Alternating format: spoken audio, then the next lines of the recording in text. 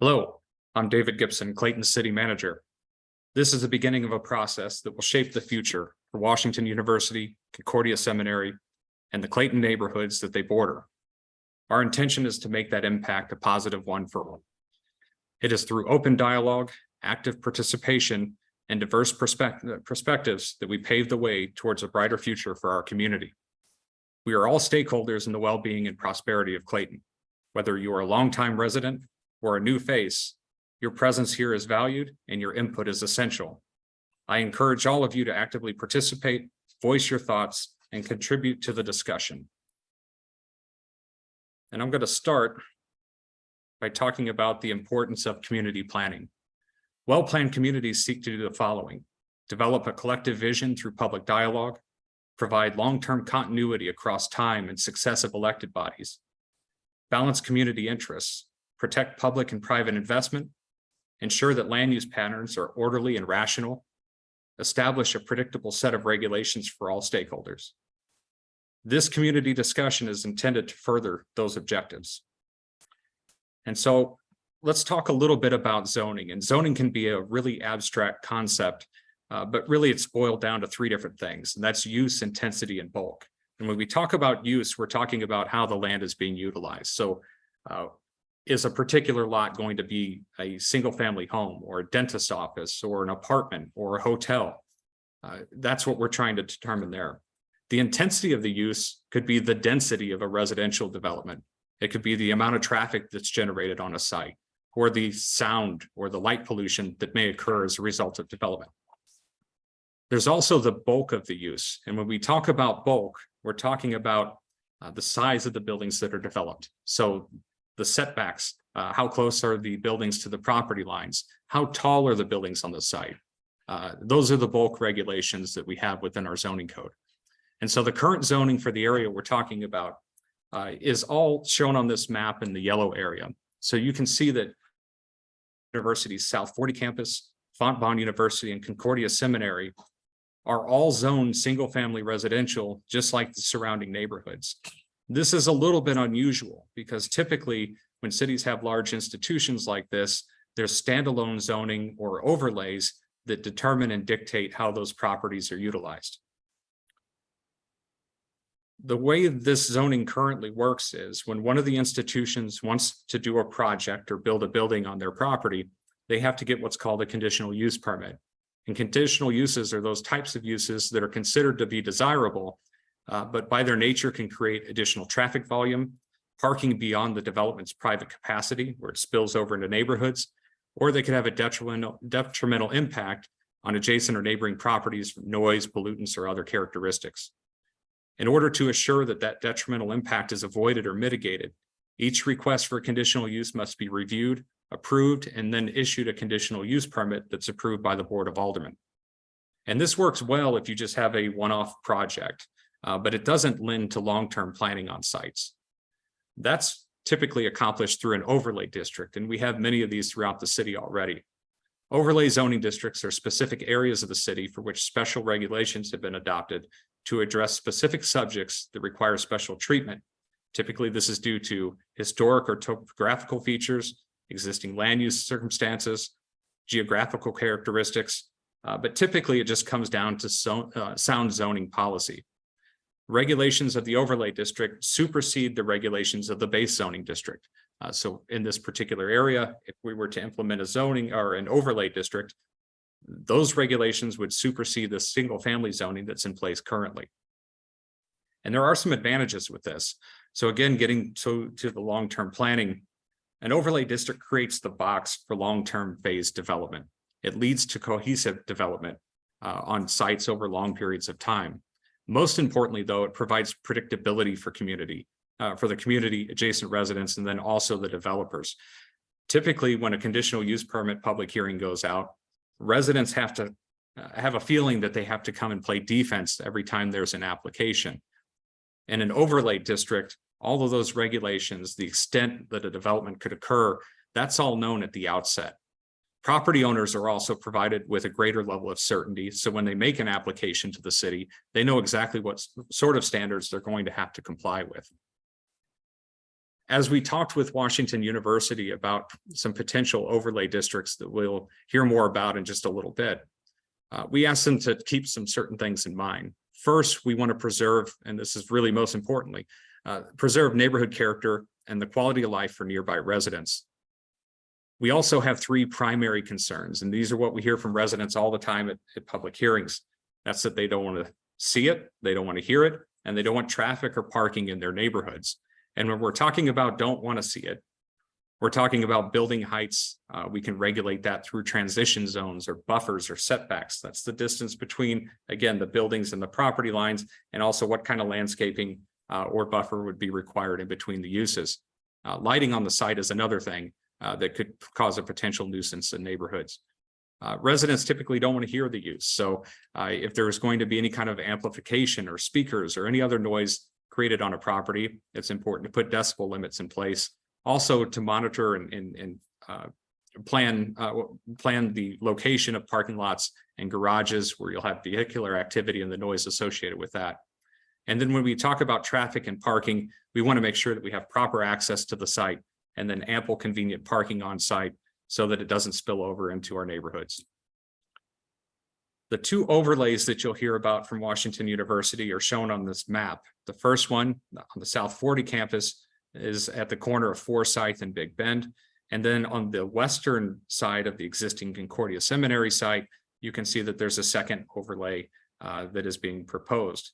But before we talk about the overlays with Washington University, there is a first step with Concordia Seminary, and I'll turn it over to Dr. Tom Egger and his team to talk a little bit more about a conditional use request that they'll have forthcoming that really unlocks the future development of these properties. Thank you, David. I'm Tom Egger, president at Concordia Seminary. We are grateful for the opportunity to present this concept proposal to the Clayton community. We've really appreciated good working relationship with Washington University, with our neighbor Fontbonne University, and with Mayor Michelle Harris and City Manager David Gibson in developing this partnership plan. From our end at Concordia, this proposal came about in this way. Our current seminary campus master plan prioritizes the need to upgrade our existing housing on campus, which is increasingly deteriorating and outmoded. And in planning for new housing, we saw an opportunity to improve campus community life by relocating our single student and married students closer to the core of the campus, surrounding the chapel, which is right in the center of our campus. Such a move creates significant open space on the western side of our campus towards Big Bend, and the opportunities that go along with open space. So we approached Washington University and inquired about possible joint uses. Washington University's response was that this could provide a great opportunity to consolidate some of their athletics and at the same time provide shared use athletic facilities between our schools.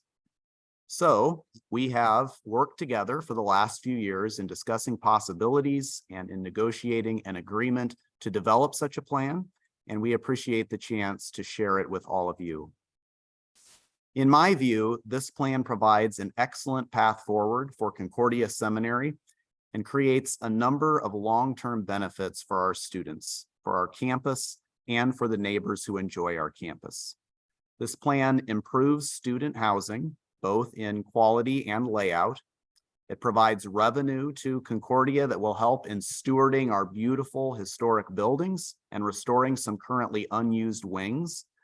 Right now, it's worth noting Concordia Seminary is in a season of financial strength and stability, but I still think that it benefits our Clayton neighborhood, and it certainly benefits us when we position ourselves well for the long-term preservation and upkeep of this beautiful campus.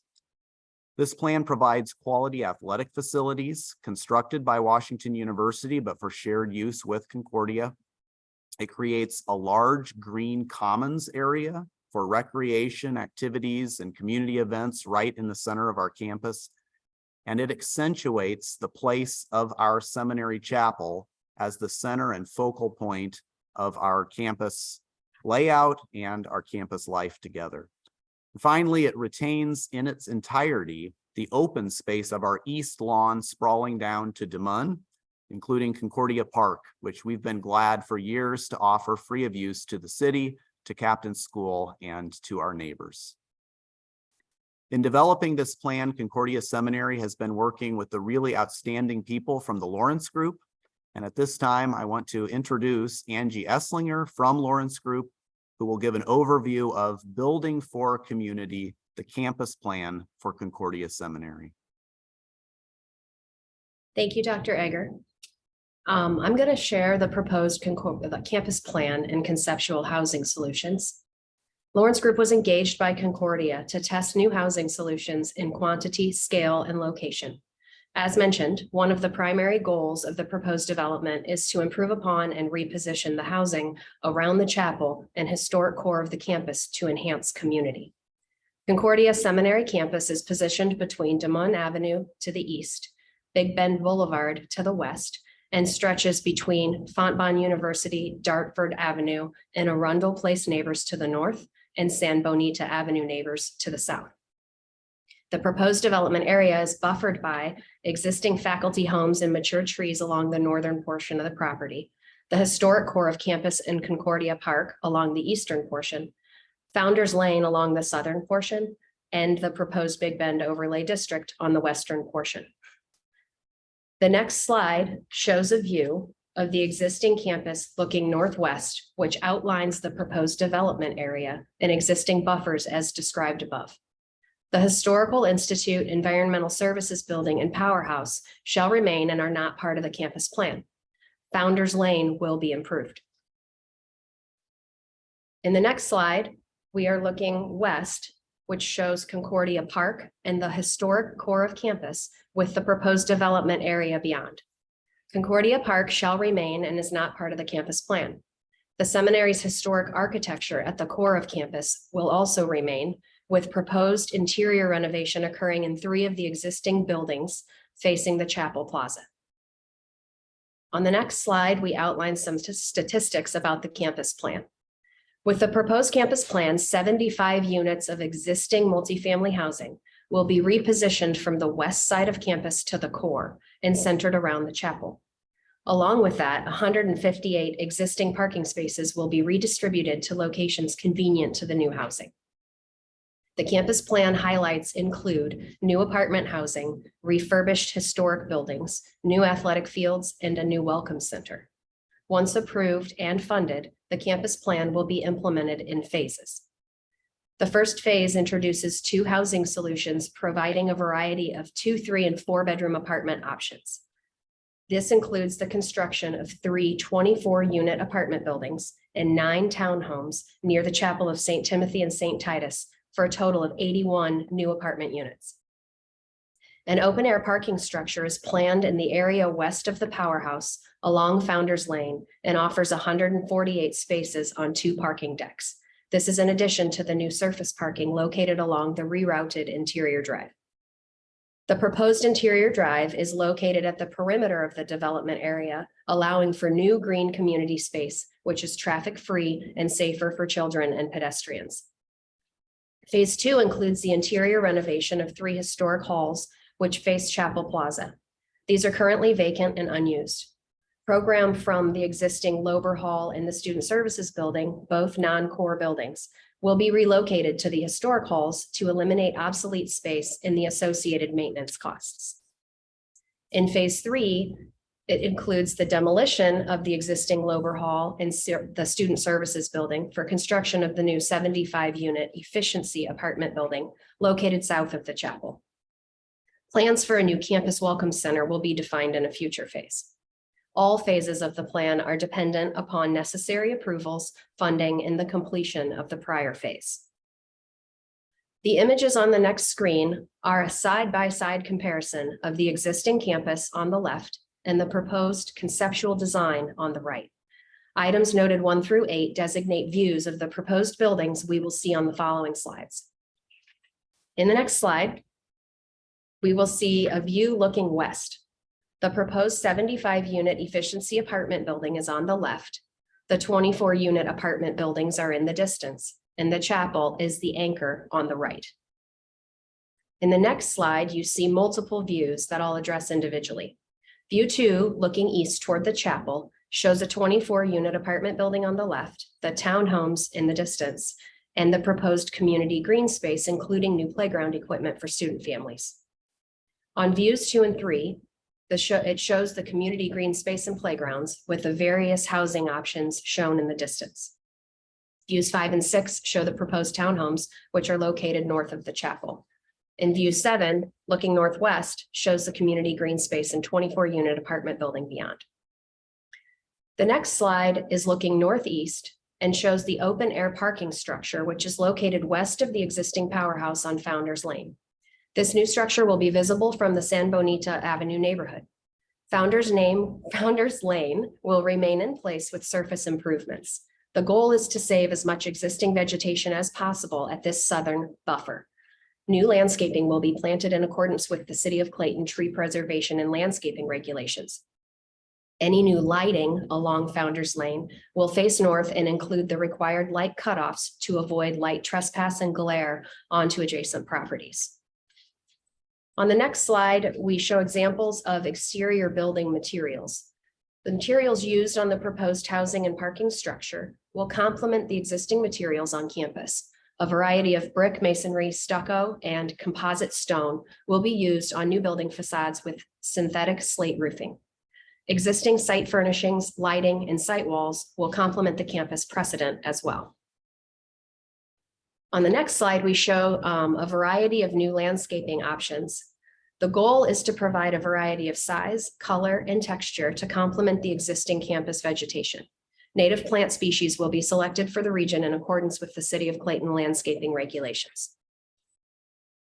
This concludes the campus plan design presentation, but we want to briefly revisit a slide David presented earlier.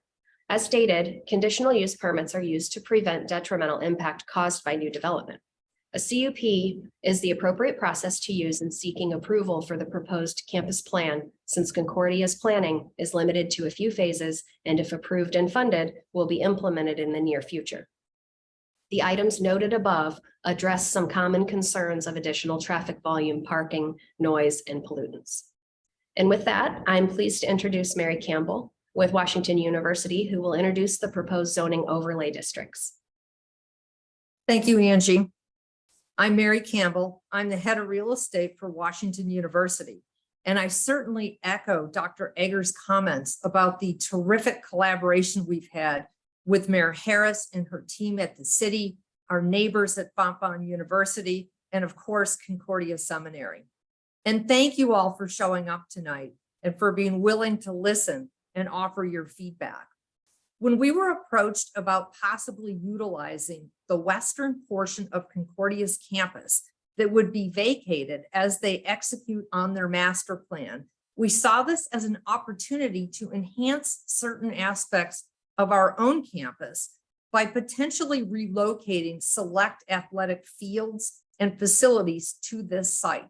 It's important to note that the land being considered for reuse is already owned by WashU and Concordia. No additional property is being acquired or taken off the tax rolls. This is a reorganization of existing uses between our two institutions. And as you just heard, Concordia is pretty far along in their planning for their new housing. We, however, are at a very early conceptual stage. We would like to consider relocating our softball and baseball fields that are on the north side of the South 40 from the South 40 to this western portion of Concordia, but we haven't gone any further or developed any specific plans for the site. So this is actually a really opportune time to begin a dialogue with our neighbors in the Clayton community.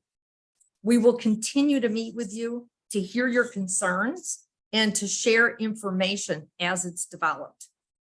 David described the overlay district zoning tool. Washington University has had 2 architect firms consulting with us through this process. And I'm going to ask Tom Kirk from BCJ and then Ross Welsh from Trivers to walk you briefly through what you might experience with the overlay district for the Concordia site and for the South 40. So Tom, I'm going to turn it over to you now. Yeah, thank you, Mary.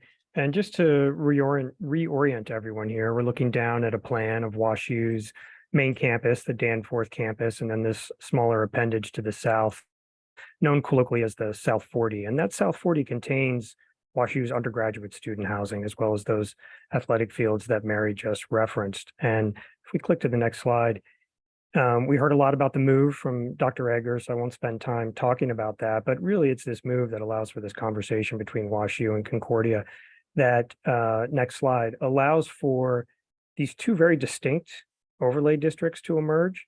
The one at the top of the page we're somewhat cleverly calling the South 40 overlay district, and that would remain a housing district. And then the one adjacent to Concordia, we're calling the Big Bend overlay district, and that would be primarily, as Mary mentioned, for athletics. But before we get into details on these, and I'll speak to the Big Bend and Ross is going to talk about the South 40, just wanted to take a step back and look at some overall principles related to this area. Next slide. There you go. When we look at the Concordia area and the Big Bend district, there's not a lot of access, right? And above at the South 40, there's some little bit of bicycle access, some vehicle access for parking and for deliveries. And the pedestrian access is really just the kids getting to their front door of these housing units. So when we think to the future and what these two districts might mean, we want to really embrace this idea of, next slide, enhancing and activating the pedestrian and bicycle access and experience really from WashU's campus through the South 40 district, past Fontbonne, and to the Big Bend overlay district. And this is something that Fontbonne is also interested in, as well as sort of that enhancement and activation. We will maintain the access that's up at the South 40 for vehicles, but down at Big Bend, where there is not a access point, we're thinking that providing vehicle access directly across from Oak Knoll Park might make sense. So you can see that here in this diagram as well. And of course, in both of these sites, there are some really prevalent buffers existing, and we'll talk about that a little bit more as we move through the presentation. So let's take a look at the Big Bend overlay district. This is the site that it's about 28 acres as it exists today currently, and just sort of highlighting, I mean, it's what really David talked about. This is the box, right? And this is the site that we will work with the city and you all and the institutions to develop these various overlays. But right now we're just showing, this is the property line and the setbacks that exist currently. And, David talked about in these overlay districts, what you see, what you hear. And in terms of what you see, these are some existing condition photographs from around the perimeter of the Big Bend district. So there's a key on your left. There's 4 images that are taken from Big Bend, 1 image taken from sort of Dartford looking back, and 1 from sort of the San Benito Avenue looking north. And, this deck will be shared later by the city, so you can spend time looking at these in more detail. But we just wanted to make sure that folks were aware of what those conditions were. And, speaking of the exterior conditions, the perimeter, that's a big part, of course, of any overlay district. The Big Bend side of this district is really one of the most exposed, right, to the public along that road. So we have a video here that just reinforces what really, again, more notions about what David spoke about, which is these districts are meant to, preserve the character of a place. So here we're starting at the south near Tuscany Park and San Benito, working our way up Big Bend towards Fontbonne, looking at what, really is a wonderful in-place landscape buffer, taking into account the scale and the density of this buffer, the size and variety of the trees and the different species. There is some sidewalk now, we see that here, and street poles. So there is some street furniture, as they call it. And here we are arriving at Fontbonne. So, many of you have probably driven this road, but we wanted to just highlight that important frontage.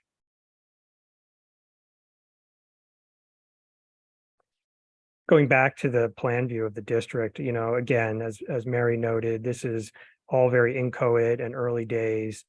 This should say proposed, starting point, because really there's a long way to go with the planning of this district, and there's many layers that will be applied. Right now, we're just showing a couple of the ones that we know about right out of the gate, which again, it's the setbacks, the actual piece of property we're looking at, the existing planted buffers that we saw in some of the photos and the video. But also interesting thing about this parcel is it does abut some institutions like Fontbonne and Concordia, but there are adjacencies to residential neighborhoods. So the darker green is where there'd be a proposal for additional buffering in those areas, irrespective of what is existing there now. So again, that's the box, and there's a lot of effort will go into sort of defining that as we move forward. So I have two more slides I want to share with you today. The first of which, they're both animations. One is a daytime and one is in the evening. And so what we're doing here is we wanted to imagine, as Mary said, what might be possible. So we're moving again south from Tuscany, north towards Fontbonne on Big Bend, looking back towards that frontage along Big Bend. And here is that proposed entry point that again is across from Oak Knoll. You get a shot into the site there, but then we're back into this landscape buffer. You can see pedestrian and bicycles moving on the sidewalk, but also interior to that edge. There'll be more pathways where you'll have that similar activity and opportunity to transverse the site. Again, it's an animation, we didn't match the trees, one for one, but we're trying to show that similar density and scale and variety in terms of the heights and the species, and getting a few sneaky peek views into the site. And here we are now at Fontbonne.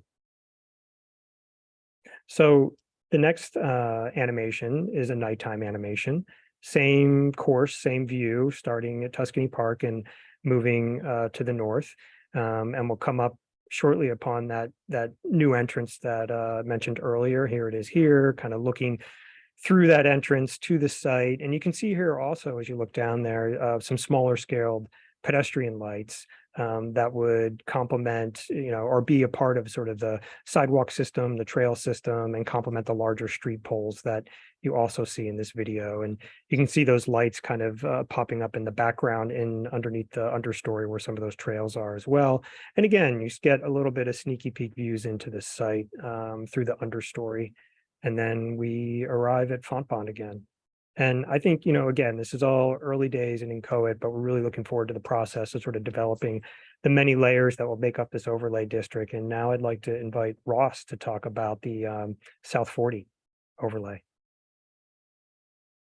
Thanks, Tom. My name is Ross Welch. I'm an associate with Trivers. And to talk about the South 40, we're really going to look at this area in a very similar manner to what Tom just walked through for the Big Bend district. To start off, looking at the existing property and the general boundary of the South 40, fronting Forsyth to the north, Big Bend to the west, Wydown to the south, and then some internal shared property lines that establish the boundary to the east. This also identifies the current condition of what building nearest to each of those boundaries is and what setback that creates as far as the closest buildings.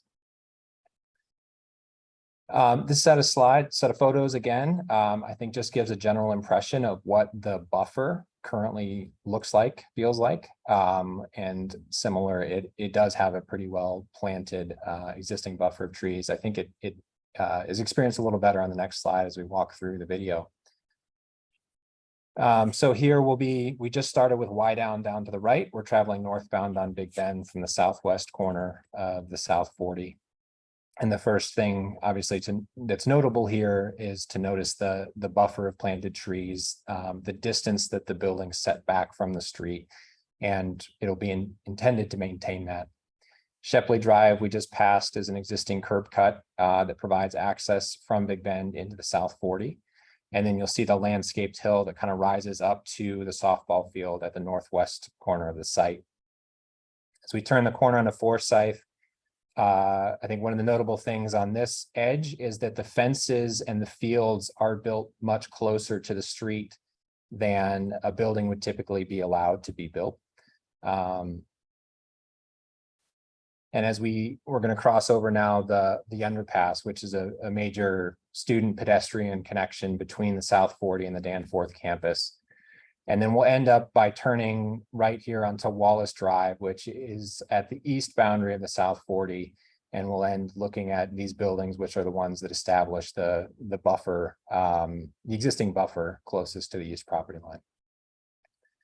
So as we look at the proposed here, it's a proposal of what could be. It really does, the intent here is to establish that the box is the same as the existing conditions. The buffer conditions are intended to remain, and the point is to maintain the experience from the street, similar to what it is today. The pink lines and pedestrian nodes are an indication of long-term goals about connections and circulation through the site to set up for that connection down Big Bend to the Big Bend district and orient a lot of that traffic and activity back towards the Danforth campus and other student housing locations. The zones that are depicted here, they don't reflect any design work in place at all. That's many next steps. But it is an indication of what could be enabled by moving those fields off of the South 40 area and strengthening more as a housing district. So to look at the proposed condition animation, again, we're going to follow the same route and start heading northbound on Big Bend. And the takeaway here is that the buffers and the setbacks of the proposed buildings where they could end up maintains that similar experience from the street. Again, this doesn't reflect, these buildings don't reflect any architectural design at this point. It doesn't reflect the landscape design at this point, but just to establish the impression and the maintaining the same general intent of the district. This is passing where the Shepley curb cut currently is. And then the grade continues to rise as we move north and get closer to Forsyth. As we turn this corner, this is an opportunity for the South 40 to look a little different without the fields there and the fences that come a little bit closer to Forsyth. The north edge of the South 40 could end up appearing a little more like Big Bend and some consistency there with a similar depth of setback and a planted buffer moving along Forsyth. These are the areas where the fields currently sit. So in that last existing video, we were still looking at fencing at this point and starting to approach that area of the underpass.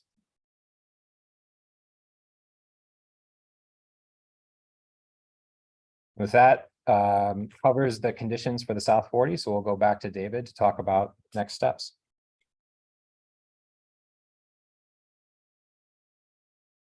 So this is the beginning of our process, and what we're doing now is gathering community input, and we're going to do that at public meetings and also neighborhood level meetings. So keep a lookout for that. As Washington University, Concordia, and the city will be reaching out to the surrounding neighborhoods, so Southmore, Tuscany, Hillcrest, and others, to really have smaller, more intimate gatherings to gather as much feedback as possible on these proposals. We'll then take that information and develop and refine specific overlay district provisions for formal consideration by the Board of Aldermen. The way this process works for the overlays is the Board of Aldermen would have to establish the overlay district regulations within our municipal code, so a text amendment. That happens after a recommendation is made by the Plan Commission. Both of those meetings, both of those bodies would hold public hearings, and that would be an additional opportunity for the public to come and give feedback on the proposals. The Board of Aldermen, after passing a text amendment, would then need to actually apply the overlays to our zoning map or to these specific areas. Again, that is also going to require a recommendation by the Plan Commission, and public hearings would be held during that process. So those are the next steps. Again, this is the very beginning here. And so there's lots of opportunities upcoming to give input to participate in this process. And if anyone has questions or comments at all, you can find information to submit that to the City of Clayton on our website, the same place where you found the link to this particular presentation. We look forward to hearing that feedback, incorporating that feedback as we move forward with this process. So thank you very much for watching this presentation. We look forward to hearing from all of you, and we'll keep you posted as this progresses. Thank you.